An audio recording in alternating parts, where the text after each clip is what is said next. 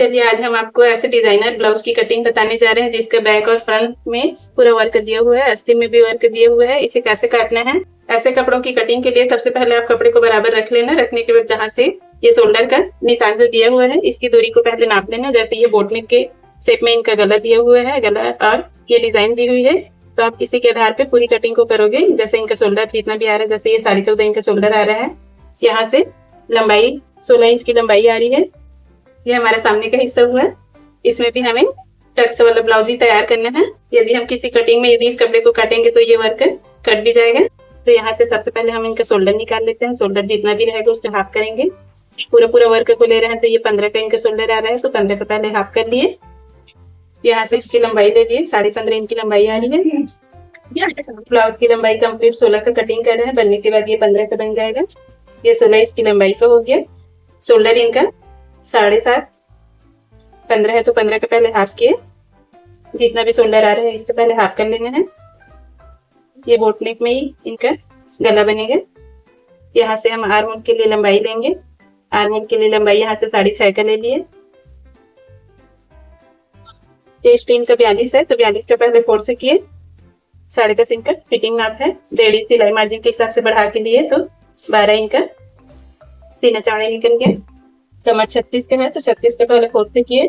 36 का 4 से किए तो फिटिंग नाप इनका 9 का है। 1 इंच हम टक्स के लिए बढ़ा के लिए। 1.5 इंच सिलाई मार्जिन के लिए। कमर की चौड़ाई 11.5 तक। ये दोनों निशानों को पहले आपस में मिला लेना है। आर्म होल में यहाँ पे बोट नेक का गला है इनका, तो हाफ इसमें शोल्डर के लिए डाउन किए। जितना भी इनका आर्म होल निकल के आ रहा है उसमें हाफ कर लिए। हाफ करने के बाद 1 सवा की दूरी पर यहाँ पे निशान लगाते हुए गोलाई दे देना है। गले की चौड़ाई यहाँ से 4 इंच के लिए वर्क के हिसाब से, और लंबाई 3 इंच का ले रहे हैं। कपड़े में जो वर्क दिया हुआ है उसी के हिसाब से हम निशान लगा रहे हैं। ये हमारा पीछे का भाग हो गया। पीछे के इस भाग को रखते हुए हमें सामने का हिस्सा निकालना है। ½ इंच हमें सिलाई मार्जिन के हिसाब से सामने बढ़ा के ले लेनी है। कट करके निकाल लेना है। छोटा बड़ा कपड़ा इसे ½ इंच को प्लस करते हुए इसकी चौड़ाई ले लेनी है। यहाँ पे ये जो गले का शेप दिया हुआ है इसे भी हम पूरा ले लिए। जितना भी कंधा है ये भी पूरा ले लिए। आस्तीन का जो निशान दिया है गोलाई वाला ये भी ले लिए। ये 1 टक्स का ब्लाउज बन पाएगा इधर से नीचे से। तो यहाँ पे हम टक्स को 1 इंच दबाएंगे। इसके लिए हमें यहाँ पे बढ़ाते हुए ले लेना है। 1 इंच का एक्स्ट्रा लिया है और इन निशानों को हम ऐसे पीछे मिला लिए हैं। पीछे के हिस्से को निकाल लेना है। जब भी हम सामने को कटिंग करें तो यहाँ पे आस्तीन गोलाई में गहराई देने के लिए 1.25 इंच को अंदर करना है। इस निशान को मिलाते हुए गोलाई दे देनी है। गले करीब 4.5 का ले लिए सामने गले का। जब भी आप बोट नेक गले का कटिंग करो तो इस कोने से आप 1.25 में ऐसे बिंदी लगाना। इस बिंदी को मिलाते हुए आप गोलाई का निशान दे देना। ये बोट नेक वाला गला है। इस ब्लाउज को हम 3 टक्स वाले बना रहे हैं। इसके लिए पहले हमें चेस्ट पॉइंट ले लेना है। इनका चेस्ट 42 का है तो 42 का 4 से किए तो 10.5। 1 इंच बढ़ाएंगे तो 11.5 इंच का चेस्ट पॉइंट की लंबाई हो गया। चेस्ट इनका 42 आ रहा है तो 42 4.2 इंच की चौड़ाई हो गई। ये ½ इंच सिलाई मार्जिन के हिसाब से छोड़ते हुए यहाँ से 4.2 ये इनका मेन चेस्ट पॉइंट हो गया। इस पॉइंट को 2 इंच यहाँ से छोड़ना। ये चौड़ाई वाली लाइन हो जाएगी।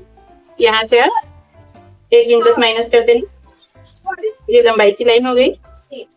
आस्तीन की ओर यहाँ पे 2 इंच गैप करके ये तीसरा टक्स है। 3 टक्स वाला ये ब्लाउज हम बनाने जा रहे हैं। ये टक्स लगाने का तरीका है। आस्तीन का फिटिंग लंबाई इनका 9 का है। 1.25 इंच एक्स्ट्रा ले रहे हैं तो ये 9.25 लंबाई का हो गया। आस्तीन की फिटिंग गोलाई आर्म होल वाली 1.5 इंच एक्स्ट्रा मार्जिन के लिए छोड़ते हुए यहाँ से फिटिंग नाप इनका 8.5 का है। ये 9.25 में यहाँ पे हम चेक को रख लिए। यहाँ से 4.25 में निशान लगाते हुए गोलाई दे देंगे। ये हमारा पीछे का भाग हो गया। ये मार्जिन का कपड़ा हो गया। यहाँ से गहराई के लिए ले लेना है।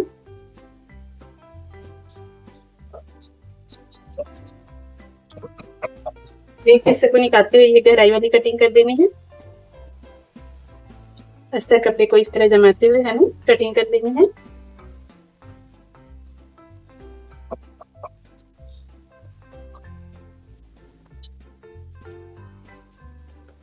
ये पीछे का भाग हो गया।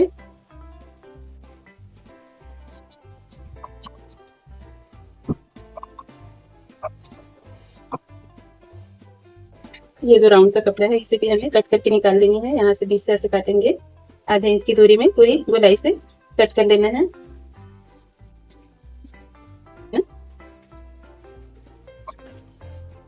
ये हमारा पीछे का भाग कट के तैयार हो गया। वर्क वाली आस्तीन है, इसकी कटिंग करने से पहले जो वर्क है उससे आधा इंच एक्स्ट्रा पहले आप कट कर लेना। कपड़ों को एक दूसरे के साथ ऐसे जमा के पहले ये बीच का भाग बराबर रख लेना। रखने के बाद इसे आप फोल्ड कर लेना। आस्तीन का जो ये अस्तर कट करके निकालना है इसे आप ऐसे जमा लेना, बढ़ाते हुए इसे कट कर लेना। आस्तीन के एक हिस्से को निकाल के ये गहराई का निशान लगा देना, ये सामने के हिस्से में जोड़ने के बाद।